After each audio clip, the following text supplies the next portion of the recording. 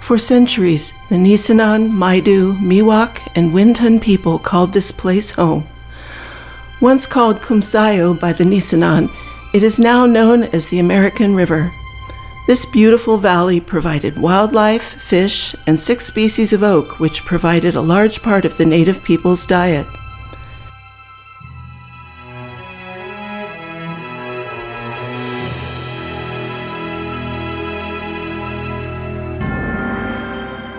Things started to change in the 1500s with the arrival of the Spaniards and later settlers from the east who brought unknown diseases with tragic consequences to the Native American population.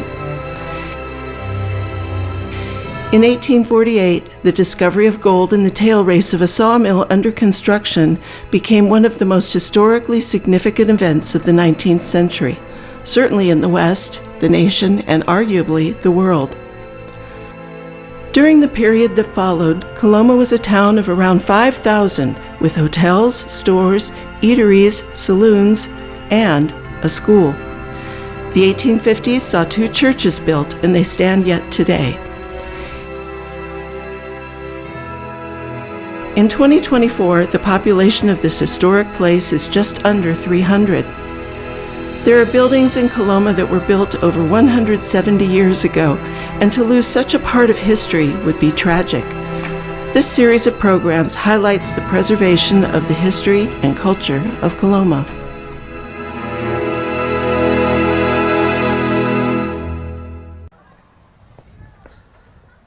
Good morning and welcome to Marshall Gold Discovery State Historic Park. It was here January 24th, 1848, James Marshall discovered gold in the South Fork of the American River.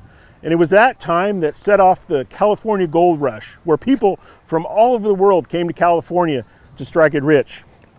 Today, people still come from all over the world to understand how their culture influenced early California history.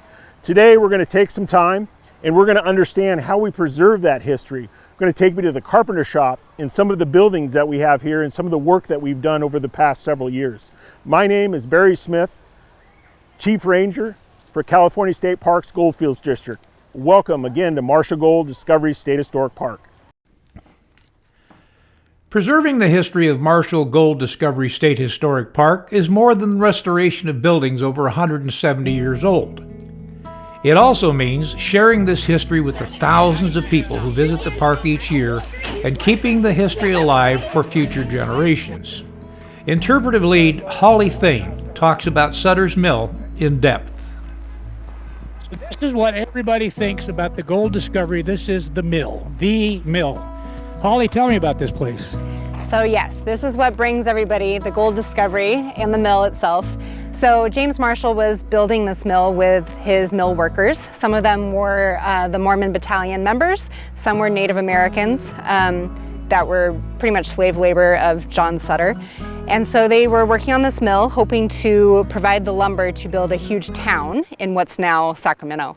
And so they started building the mill, and it was in the building of the mill that James Marshall discovers that first piece of gold. And where was that? It was in the tail race. So in the replica of the mill, it would be this section down here.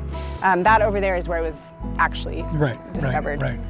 So that, as they say, the rest is history, but that, let's see, January 24th, 1848. Everybody says, well, wait a minute, what about the 49ers? Because we didn't have internet and cell phones and stuff back then, so it took a long time for the word to get out to the world.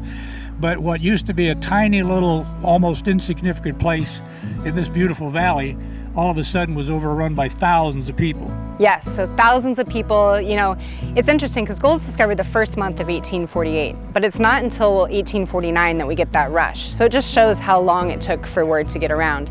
Hence why we called the miners the 49ers, hence why we have Highway 49 going through the park, the football team. I mean, they're all connected to those miners.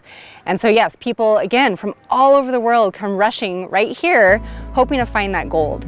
Because this is one of those times in history that everything, the timing of everything just played out. Gold had been discovered in other parts of the world before, but there weren't dire things happening around in the world like they were at this time. So the gold that people were able to find, they could keep it, and that was a first.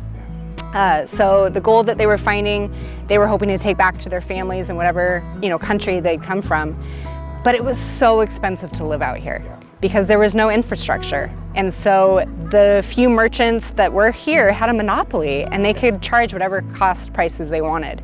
So eventually these miners decided, I'm not surviving out here. I'm not finding, huge nuggets like everybody thought they were going to be finding. They were finding tiny stuff, and they couldn't even afford to get home. So a lot of them were kind of stuck here, and so they had to find other ways to survive, to support themselves. And the sawmill, the gold discovery gets everybody here, but then we like to tell the story of what happened after the gold discovery. Right. And so a lot of them turned to agriculture. This was a huge farming and agricultural location. So right across the street over here, I believe you went to the Monroe Orchard. Right. And so that's a huge part of the story. This African-American family, sold all of their fruit, had a really huge part in this town because of their contributions to the agriculture. And there was a phrase coined, mining the miners. Yes. So the merchants were mining the miners. They could charge whatever they wanted. So, we still have that agriculture today. We still have the melting pot of people here today. So that's what we try to talk about. And I don't think some people realized that Marshall also had a hand in that, because when he came back, he'd been kind of exiled from here. But when he came back, he had a bit of an agricultural thing up the hill himself. Yeah, so he was growing grapes and orchards, and he was trying to make wine. Unfortunately, Marshall finds that first piece of gold, but he never really gets rich after that. And so he ends up moving to the little town of Kelsey on the other side of this mountain here, Mount Murphy, and opens a blacksmith shop, and that's where he lives out the rest of his days.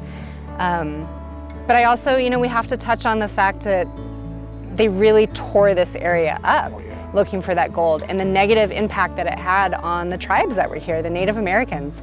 There was a lot of fighting, there was a lot of killing of the Native Americans that were here. And so they were kicked out of this location. And so it's really hard for their descendants to come back to this area and to tell their story. I can imagine that. And this again, we're focusing on preserving this history with this whole piece. We've done the shop, we've seen the churches. But what you're talking about is also the same thing, because if these young people don't get involved with this, what happens after we're gone? Right, the stories don't continue, and we need to make sure we're telling the truthful stories. Because it is. It's arguably one of the most historic stories, one of the most historic places in the United States. Right, and the impact that it had on the rest of the country. Absolutely. It really. You can feel the effects of this gold rush across the country. And again, and you've brought it up, and we've heard it many times. This was a cultural melting pot. Correct. And so it's just wonderful to see that still today. Yes. During the summertime, we get people from all over the world, and we're in this great little location where we have Lake Tahoe just up Highway 50 from us. We're not too far from Yosemite, so people they have this triangle that they do, and they come see the three of us, and it's incredible, people from different countries, how this is such a tourist attraction for them. It's just in our backyard here. I think some of us around here kind of take it for granted. We've grown up here, we know it's here, but the amount of people that come here knowing that they did have a family member here, and we get to hear all those really interesting stories. So that's part of the job too. And I agree with you, because we've lived in the area for many, many years, and I imagine it was 20 years after we moved into this area before we ever came up here. Yeah. It's just why not? Well, let's go up, let's take a day trip and go up and see where gold is discovered. We'll be, But we have learned, and it's just been absolutely mind-blowing what our crew has learned from this couple of days up here doing this piece, because again, the depth of what you folks do, the depth of what your team does, the GDPA, the relationship between them and the state, it's, who knew?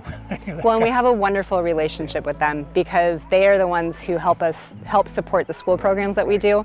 And we also just in the last couple years have started a scholarship program, because we have noticed that the local schools don't tend to come here. They must think that families go on their own time, so they don't tend to come on the field trips. And so we've started this scholarship program to try to bring them down and have the kids learn, this is in your backyard, it's got all this history, but you can also, then to come back, where it is, you've been here, so that's one of our goals as well. And maybe when some of the teachers from some of these local schools see this on television, they'll say, hey, we got to go up there. So, I hope so. Holly, thank you so much, because again, what you do is amazing, and I know you've shared some great stories, and we've got all kinds of kids here today. This is a Thursday.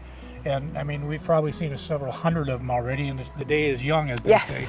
So thank you for your time. It's been an amazing couple of days up here, and all the best. Thank you so much. I'm really glad you guys stopped by. Thank you. While Sutter's Mill is the most visited feature of Marshall Gold Discovery State Historic Park, take some extra time and take in the museum. Take a drive along Church Street. Visit the location of the Monroe Cabin and Orchard, and so much more. You will be rewarded with an understanding of Coloma pre and post the discovery of gold and the gold rush that followed.